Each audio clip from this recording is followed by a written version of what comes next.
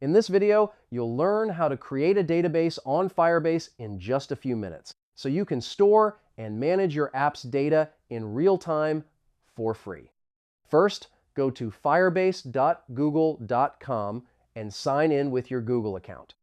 Open your Firebase console and select the project where you want to add the database, or click Add Project to create a new one from scratch. Next, in the left sidebar, click on Build and then select Firestore Database. This is Firebase's powerful, scalable NoSQL database that works perfectly for web and mobile apps of any size.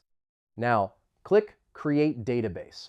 Choose a location for your data, pick the region closest to your users for the best performance.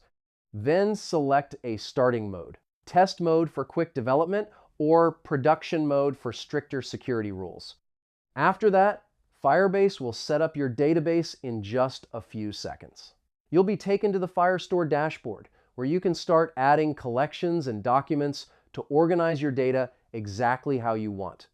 Finally, connect your app to the database using the Firebase SDK.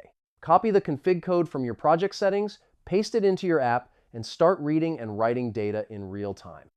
And that's it. Your Firebase database is now ready, fast, secure, and built to scale with your app.